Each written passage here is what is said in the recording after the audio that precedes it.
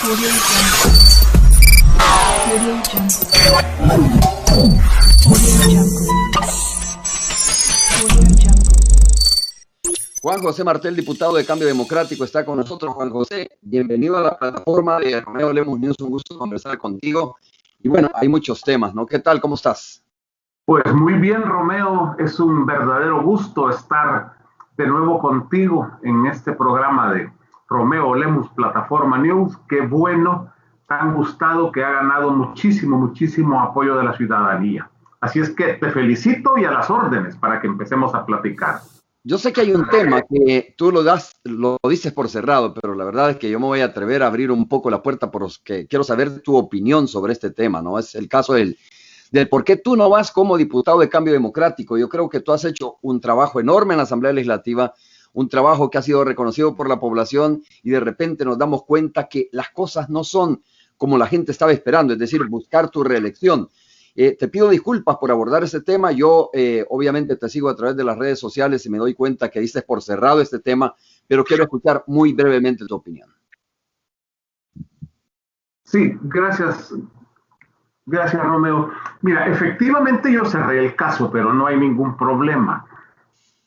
Al contrario, te agradezco porque es parte como del interés general que esta temática en un determinado momento provocó.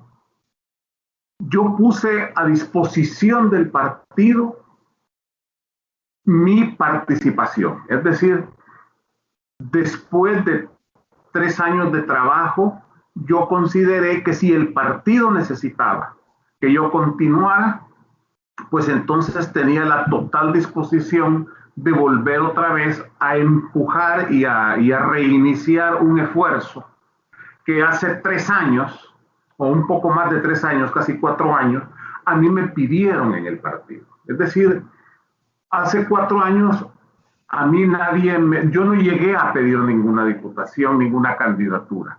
Fue el partido el que me buscó, me dijo primero que querían que yo fuera secretario general, después que yo asumiera la primera candidatura por San Salvador. Era un momento difícil para el partido. El partido había sido derrotado en las elecciones del 2015. Su legalidad pendía de un hilo. Era urgente ganar un diputado. Había dejado de ser actor en la vida política nacional. Las noticias en que había estado presente no eran del todo positivas en muchos de los casos y había una estructura territorial muy débil. En esas condiciones el partido me pidió que si asumía esa responsabilidad y yo pues asumí el reto. Gracias a estos 3 años el partido logró presencia, logró recuperar su legalidad, logró recuperar su capacidad de ser actor en la vida política nacional. Por supuesto, no es solo un esfuerzo personal, ¿verdad? Es un esfuerzo que yo encabecé, que yo fui la principal, digamos, figura, pero ahora el partido ya está en condiciones distintas. Entonces, hoy nuevamente les dije, miren, si ustedes tienen interés, yo estoy listo para poder participar y continuar este esfuerzo. La estructura departamental, sus representantes me dijeron, no, fíjate que ya no. No es necesario, la gente en el partido no tiene buena imagen tuya, no te quieren y por lo tanto, mejor no. Yo llegué a la conclusión, Romeo, que de todos modos, si me metía a participar, iba a perder una primaria, iba a generar un desgaste innecesario. Y entonces opté por, vaya, está bien, perfecto, no hay problema. Incluso opté en una primera etapa por guardar silencio.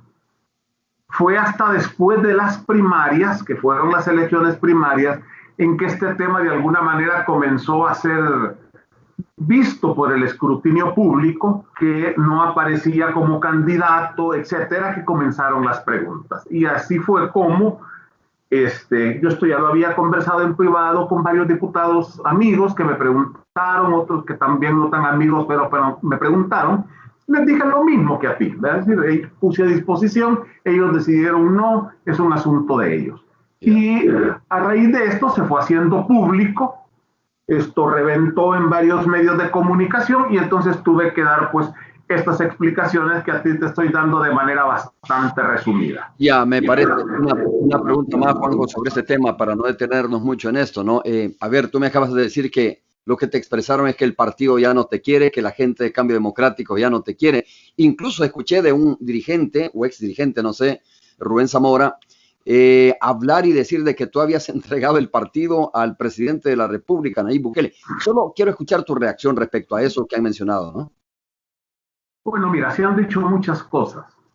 Yo creo que lo que les preocupa a algunos sectores es que Cambio Democrático dejó de ser un partido al borde de la tumba para convertirse en un actor político.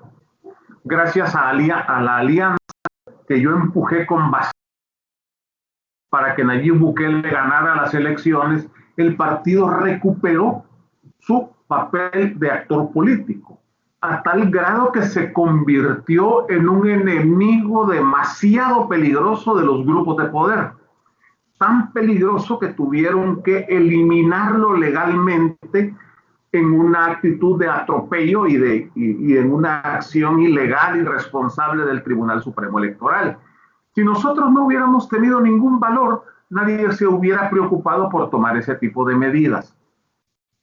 Cambio Democrático apoyó a Nayib, después Nayib tuvo que irse a Ghana a raíz de la pérdida de la legalidad de Cambio Democrático y nosotros seguimos en el esfuerzo de apoyar el proyecto que él tiene. Eso por los detractores de Nayib es visto como que yo entregué el partido a Nayib Bukele. Eso es obvio, ese es el típico discurso de la gente cuando no tiene argumentos. Eso es como la época en que Rubén Zamora estuvo en Convergencia Democrático. Lo decían que él era alguien que había entregado el partido al FMLN. Era un discurso que en aquella época se usaba y que efectivamente era una simplificación de una realidad muchísimo más compleja. Por lo tanto, no me preocupa mucho esa situación porque son las simplezas cuando no se es capaz de explicar fenómenos complejos o cuando no se quiere explicar fenómenos complejos. Bueno, Juan José, como sé que eres un caballero, no te voy a preguntar por el candidato que va a correr por Cambio Democrático, así que corremos. Creo que te podrá responder en su momento, Romero. Sí. Juan José, hay dos temas que a mí me preocupan particularmente, ¿no? Uno es el hecho de cómo está la situación en este momento en El Salvador, es decir, toda la coyuntura que se está dando. Y tú, en el marco de ese debate que se ha generado a nivel nacional, has hablado sobre la intención que tienen algunos sectores de destruir el plan de control territorial, ¿no? El plan control territorial, que es obviamente un plan fundamental, un pilar fundamental para combatir la delincuencia en nuestro país, y así lo ha demostrado. Ahora, tras la publicación de la famosa supuesta tregua entre las pandillas y el gobierno del presidente Nayib Bukele, parece que también que es un intento para frenar este plan que ha sido exitoso. ¿Qué elementos, además de los que te he mencionado, te indican a ti que hay una intención real de destruir este plan de control territorial? Y obviamente la pregunta subsiguiente es, ¿por qué quieren destruir un plan que es tan importante para la tranquilidad de la población salvadoreña? Sí. Mira, estamos a menos de 6 meses de que hayan elecciones en El Salvador. Y todas las encuestas indican que la popularidad del presidente de la República es altísima. Todas las encuestas indican además que los partidos que tradicionalmente han encabezado la polarización, la dupla Arena-FMLN, ha entrado en una profunda crisis de desprestigio, de pérdida de credibilidad y de pérdida de diversos apoyos. Esto puede vaticinar un resultado electoral muy, muy favorable para el bloque de partidos que apoya al presidente Bukele y por otra parte muy, muy desfavorable para los otros grupos tradicionales. Esto es lo que nos están diciendo todas las encuestas. Y nos están diciendo, por lo tanto, que va a cambiar la actual correlación legislativa de manera radical. a menos de 6 meses ya de las elecciones. Esto preocupa. Y lo que han visto es que tienen que destruir la imagen a cualquier costo del actual gobierno. Porque esto que estamos viendo en cuanto a querer desprestigiar para destruir el plan control territorial es solo una pieza de una estrategia mucho más compleja, que yo he explicado ya en algunas ocasiones, que a mi juicio tiene fases, tiene puntos que es necesario estudiar y analizar. ¿Qué es lo que sucede? El plan control territorial ha dado resultados. Y además de eso ha dado un resultado que es tangible, que es la disminución de los homicidios. Este obviamente es un primer paso para el combate a una estructura criminal compleja que se ha venido volviendo cada vez más fuerte a lo largo de los años y que nunca fue combatida con eficiencia. Las maras no nacieron ayer, las maras comenzaron a surgir unos años después que terminó el conflicto armado y nunca se les enfrentó como es debido. Por lo tanto, ahora que ese plan de combate a las pandillas, ya denominado Plan de Control Territorial, que es lo primero que se debe de hacer, recuperar por parte del Estado, por parte de la población, el control sobre el territorio y que ha dado sus primeros resultados, ellos no lo pueden soportar. Especialmente aquellos que en el pasado negociaron con las pandillas. Especialmente aquellos que en el pasado necesitaron de llegar a acuerdos con los distintos grupos para ejercer, para poder entrar a los territorios o para poder obtener ventajas electorales con estructuras criminales que tenían control de territorio y por lo tanto control de población. Eso ahora para ellos es bastante difícil. Entonces se inventan prácticamente esta historia. Cualquier analista serio en materia de seguridad te puede decir que no existen indicios para poder decir hay acuerdo entre el gobierno y las pandillas, salvo que las pandillas hubieran ya caído en una situación sadomasoquista y estén llegando a acuerdos con aquellos que les están golpeando con fuerza. Juan José, ¿y en eso se enmarca también o se enmarcó la interpelación al ministro de la Defensa, crees tú? Mira, dentro de la estrategia general sí, porque han querido magnificar los hechos del 9 de febrero y tratar de llegar a decir que fue un golpe de Estado que por alguna razón que ellos no se explican falló y ya no se ejecutó. Es decir, esa es otra de las historias de repite una mentira 1000 veces a ver si te la creen. Ok, pero mire, pero hay una situación delicada, ¿no? Tú me estás planteando una, digamos, acción deliberada, una actitud deliberada de parte de los partidos que, a mi juicio, eran mayoritarios, pero que sí son tradicionales, el Partido Arena y el FMLN principalmente. Es decir, que están estropeando una herramienta valiosa, un plan tan importante para la protección de los salvadoreños, a pesar de que saben que el estropear esta herramienta, Juan José, podría significar más homicidios para nuestro país, ¿no? Efectivamente, eso es el costo de lo que están haciendo. El punto es hasta dónde a ellos les interesa ese costo. Ya en el pasado lo hicieron. Y cuando en el pasado negociaron con las pandillas, no midieron los costos. Claro que los midieron. Lo que pasa es que tú dices, no, ese costo tiene poca importancia para mí. Ese costo lo puedo pagar. Y para ellos en ese momento, la vida de los salvadoreños no era un costo impagable, era un costo que podían de alguna manera cubrir si lograban el objetivo electoral. Por lo tanto, es algo que ya lo han hecho en el pasado, en varias ocasiones, y por lo tanto no hay razón para creer que ahora no se pueda estar repitiendo. Ahora, lo que sucede es que no nos olvidemos, Romeo, que antes de febrero se había estructurado un plan completo de control territorial con varias fases. De esa fase se habían dado a conocer 3. En la asamblea se insistía en que se quería conocer todo el plan, las 7 fases. Pero el gobierno les había dicho, miren, este plan por su naturaleza no lo podemos dar a conocer de una vez, porque es advertir a las pandillas cuál es el plan, cómo estamos actuando y cómo vamos a actuar. En ese sentido, era una necedad de la asamblea de que se conociera cuál era el plan, y uno sospechaba si el interés de fondo no era que también las pandillas lo conocieran para que pensaran en cómo lo iban a enfrentar. Pero antes de eso ya había un nivel de confrontación y hubo un crédito de $92 millones que se comenzó a detener. Es decir, esto de estar deteniendo créditos no es la primera vez que se hace hoy en el marco de la pandemia. Ya en ese momento se estaba tratando de torpedear el plan de control territorial sobre la base de no aprobar ese crédito que había sido solicitado desde diciembre del año pasado y que, entre paréntesis, Romeo, no se ha aprobado todavía.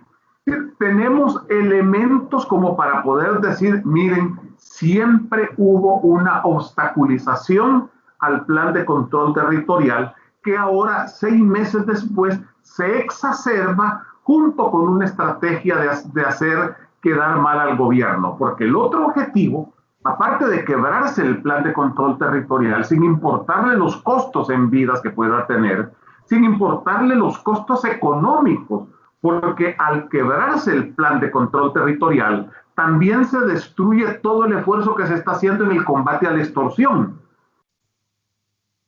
Claro. En ese sentido también hay otro plan que es ahogar económicamente al actual gobierno. Ahorita son $500 millones los que están retenidos en créditos que son de carácter blando, que son en condiciones muy favorables, que son recursos que la misma banca multilateral ha destinado para que los países pobres como nosotros podamos enfrentar con éxito la pandemia, que el gobierno ha logrado hacer una excelente gestión con bajos intereses a largo plazo, con tiempos de gracia, y que también se le está deteniendo. Entonces, si tú ves, no es solo una acción aislada el buscar que el plan de control territorial fracase de hacerlo quebrar, sino que es una acción mucho más compleja como parte de una estrategia para ver si pueden recuperar algo de aquí a las próximas elecciones. A ver, Juan José, es prácticamente un guión de lo que tú me estás describiendo. Tú te recuerdas que inicialmente se comenzó con aquel concepto, ¿no?, de un dictador. Se quiso acuñar aquel concepto de que Nayib Bukele era un aprendiz de dictador. Posteriormente, tú te recuerdas que salió el tema del hospital El Salvador, ¿no?, un hospital importante que se ha construido en Cifco.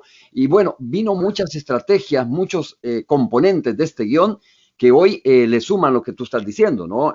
El intento de destruir el plan control territorial. Es decir, que esto es más político, es más de cara a las próximas elecciones, como tú bien lo señalas, que un hecho real que se esté dando en nuestro país. ¿Es así? Sí, mira, efectivamente. El Hospital El Salvador tuvo tantos detractores como que lo que el gobierno estuviera construyendo fuera una cantina o un burdel. En un momento de pandemia en que dejaron destruido el sistema de salud, Romeo, porque eso es lo más triste. El país no estaba en condiciones de poder enfrentar esta pandemia así como dejaron el sistema de salud. Por una parte, no nos olvidemos que en el periodo de Francisco Flores, allá por el año 2003, intentaron privatizar la salud. ¿Cuál es la estrategia que usaron para privatizar la salud?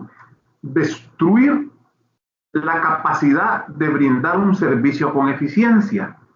Entonces, cuando quieren privatizar algo, entonces lo que hacen es que vuelven ineficiente ese servicio, de manera que la gente diga, no, es que el Estado es ineficiente, el Estado es corrupto, el Estado es ladrón, y lo mejor es que esto, para que tengamos un buen servicio, lo administra la empresa privada, y eso justifica los procesos de privatización. Eso hicieron con la banca, eso hicieron con Antel. La banca, de repente, resulta que la banca era morosa. Sí. Era morosa porque los mismos grandes empresarios no estaban pagando sus créditos. Que la banca no le prestaba a los pequeños y a los medianos. Pero quienes estaban administrando los bancos si eran estatales y si el gobierno era de arena. Pero entonces eso justificó privatizar la banca. Y así han hecho siempre, igual Antel. ¿Cuánto costaba poner una línea telefónica en aquella época? Años, y costaba mucho dinero. Entonces, eso mismo hicieron con la salud. Comenzaron a destruir esa capacidad a tal grado que hubo un hospital que nunca se supo qué pasó con el dinero que prestaron. Cuando nosotros llegamos a la Asamblea Legislativa, había un crédito para reconstruir completamente el Hospital Rosales y para hacer un nuevo hospital de segundo nivel en la zona de Nejapa, que es una de las zonas mayor pobladas del norte de San Salvador, que tenía 2 años de estar detenido. Y ya prácticamente estaba a punto de vencerse el plazo y íbamos a perder ese crédito. Igual, en condiciones blandas, largo plazo. Ahí nosotros comenzamos el esfuerzo, Nayib apoyó, y eso fue generando toda una correlación que nos llevó a que hasta entonces se comenzó otra vez a retomar y se aprobó ese crédito. Imagínate si hoy para la pandemia ese crédito lo hubieran aprobado a tiempo hace 2 años. No hubieran hecho ese retraso de 2 años. Claro. Ya tuviéramos un nuevo Hospital Rosales, tendríamos un buen hospital en Nejapa. A lo mejor no hubiera sido necesario construir el Hospital de El Salvador. Cuando el Hospital de El Salvador se termina de construir en medio de toda la crítica, la primera fase, y la gente ve lo que ese hospital es, y resulta que ni en Europa existe esa capacidad de poder atender a la gente, se asustaron. ¿Por qué? Porque ya estaban proponiendo hospitales de carpa. Si hay propuesta de algunos diputados que dijeron, no, el Hospital de El Salvador es mentira, hay que poner un hospital de carpa. Y de repente sale el Hospital de El Salvador. Ha sido criticado desde siempre, y ahora, ¿sabes qué es lo más terrible?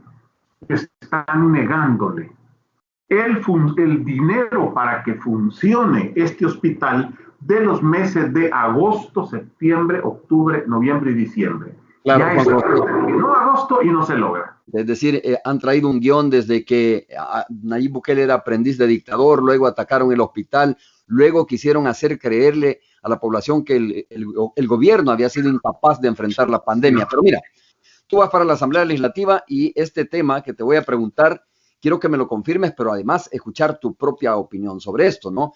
Estamos hablando, Juan José, de la posibilidad de unas reformas a la Constitución. Hay gente que se crispa, se asusta de esto, pero hay gente que de verdad cree que es momento de hablar de las reformas a la Constitución, de reformas importantes, por ejemplo, a ver cómo se eligen los magistrados, por qué no se puede establecer una figura como el plebiscito en la Constitución de la República, etcétera. Ya he escuchado, ya he leído algunas reacciones de algunos analistas de siempre diciendo que esto es imposible, cuando creo que la gente de alguna manera cree que es importante revisar algunos aspectos de la Constitución. ¿Tú qué crees de esto? ¿Qué piensas sobre este tema?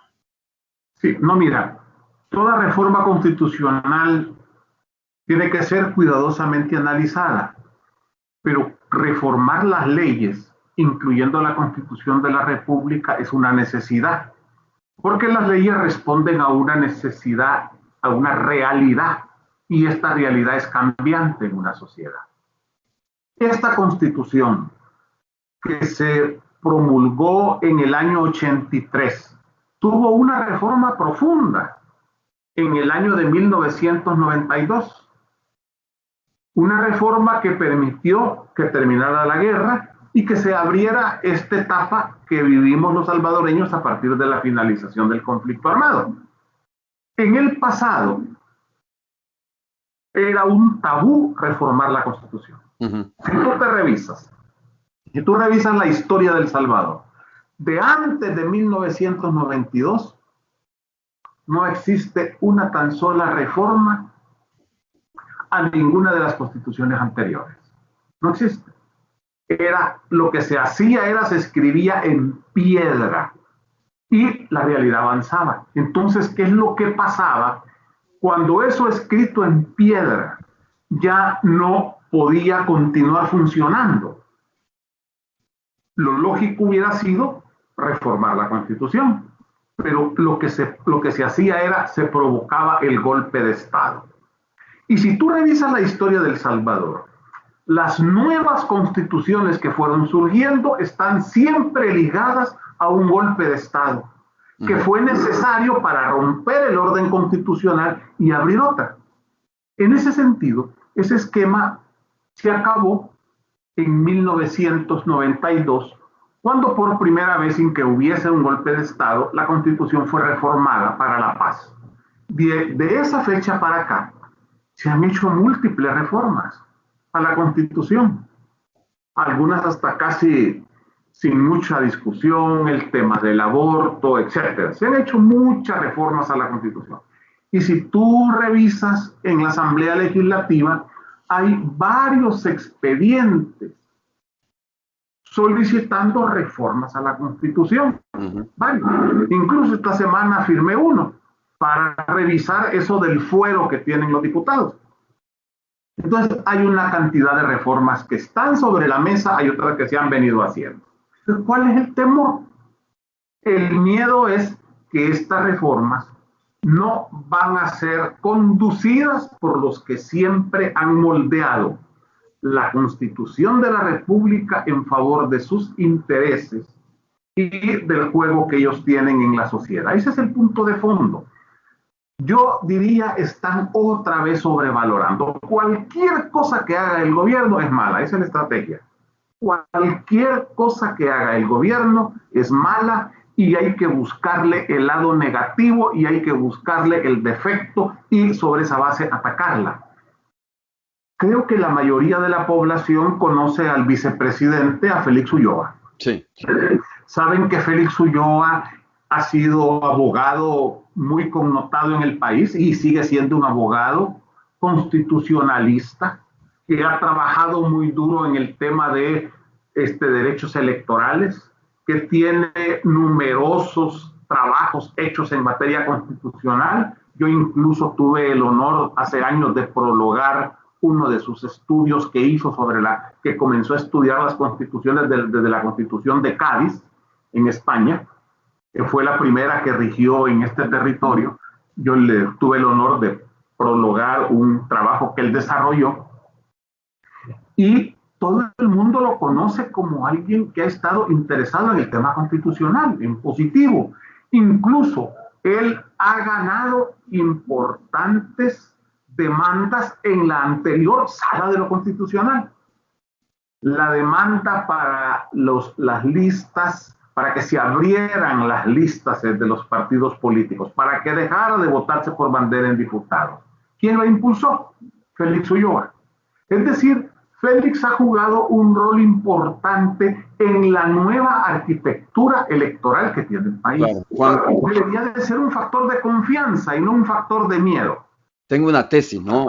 Que la confrontación que se está dando, obviamente, lo que hemos visto es un intento, y con esta pregunta termino esta entrevista y te agradezco a ti, que esta confrontación que se ha venido dando tiene a la base el interés de los partidos tradicionales, el FMLN y el partido Arena, y algún sector de la derecha recalcitrante de la oligarquía de nuestro país, de venir haciendo un cogobierno o de querer o de intentar hacer un cogobierno del gobierno del presidente Nayib Bukele, ¿no? Mi tesis es que esta confrontación, Juan José, va a bajar en la medida que sepa el FMLN y el partido Arena los resultados electorales, el desastre realmente que van a tener en las próximas elecciones, porque obviamente esto se enmarca dentro del marco de una campaña electoral que cada vez está más cerca, ¿no? Que cada vez la tenemos más encima. Mira, siempre la oposición intenta incidir en el gobierno. Eso es parte de la democracia. Y eso no es negativo en sí mismo, es positivo. La democracia es también el respetar a las minorías y el que las minorías tengan un espacio de participación acorde a la fuerza que tienen.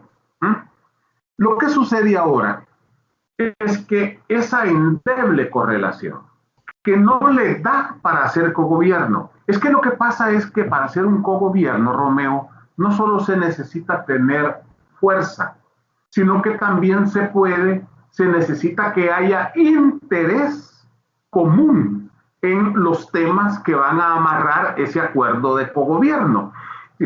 Tú eres el gobierno y yo soy la oposición, pero tú quieres pintar de rojo una pared y yo la quiero pintar de anaranjado o de azul. Entonces no hay posibilidad de que lleguemos a acuerdo, independientemente de la fuerza que tenga cada uno.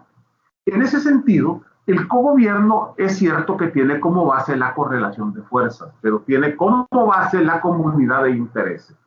Y este gobierno, de alguna manera, está rompiendo viejos esquemas que ya fracasaron. Y en el fondo también la oposición está tratando de mantener viejos esquemas que ya no funcionan. Por eso es que un cogobierno se vuelve difícil. Lo intentó Nayib, incluso frente a temas controversiales. Por ejemplo, construir el edificio de la Asamblea Legislativa. Si él hizo una propuesta y les dijo, miren señores, hay que construir un edificio, pero no esa cosa tan cara y tan lujosa como el que ustedes quieren construir o el que ustedes aprobaron hace unos años. Hagamos un esquema minimalista, funcional, seguro, construyamos el edificio con el crédito que ustedes ya solicitaron y la parte que sobre, ocupémosla para la reconstrucción de muchas escuelas que están en mal estado. ¿Qué pasó? Se opusieron y fue un relajo y todo lo demás. Es decir, han habido intentos de buscar algunos acuerdos. En el fondo, ¿qué hay detrás de todo este de tener los créditos y de obstaculizar al gobierno en cuanto a los recursos que necesita para la pandemia? Una visión distinta. ¿Qué vamos a priorizar? ¿Vamos a priorizar la salud o vamos a priorizar el interés económico y la ganancia? Y nunca se buscó una armonización de las dos cosas sobre la base de que la vida y la salud era primero. Resultado, tenemos lo que ahora se ha provocado. En ese sentido, yo creo que posibilidades de cogobierno no creo que hayan. Más bien lo que hay en este momento es una lucha de estas dos fuerzas por sobrevivir. Ya ahorita es, a mi juicio, la lucha por la sobrevivencia. No legal, porque van a ganar diputados. Ninguno, yo no creo que Arena ni el FMLN estén en riesgo de desaparecer legalmente, no. Y además el esquema de residuos y de cociente les va a permitir tener diputados, que no quepa duda, pero va a cambiar la correlación. Claro, la pregunta es cuánto. Ya para el frente fue traumático pasar de 30 y tantos a 23, ¿verdad? Imagínate una nueva reducción que le golpee y que le baje por lo menos la mitad lo que tienen ahora. Imagínate en el caso de Arena. Entonces lo que hay es una lucha de sobrevivencia para tratar de tener por lo menos, creo yo que es su cálculo, en materia electoral, tener al menos el control del tercio de la Asamblea Legislativa. De manera que nuevamente los créditos se sigan convirtiendo en la piedra de obstáculo del nuevo gobierno. Es lo único que les queda y por eso están haciendo todo este espectáculo. Bueno, Juan José, muchas gracias. Un saludo para ti. Nos vemos en otra ocasión. Suerte en la Asamblea Legislativa, donde el debate continúa fuerte en diferentes temas. Así es que me dio gusto conversar contigo. Sí, no, gracias, Romeo. Ha sido un gusto también para mí. Ya en breves instantes va a estar comenzando la plenaria. Solo decirte, el día de ayer el ministro de Hacienda presentó ya el informe que estaba pidiendo Arena, que era el pretexto para no aprobar el crédito de 250 millones. Aquí está el listado de todas las plazas del Hospital El Salvador, una por una, tantos enfermeras, tantos médicos, un director, un auxiliar de bodega, todo está detallado al centavo. Vamos a ver ahora, y casi te lo apuesto, hoy va a haber un nuevo pretexto hoy que ya está cubierto este requisito. Bueno, un abrazo, Romeo. Un abrazo para ti, nos vemos en la próxima. Audio Jungle. Audio Jungle.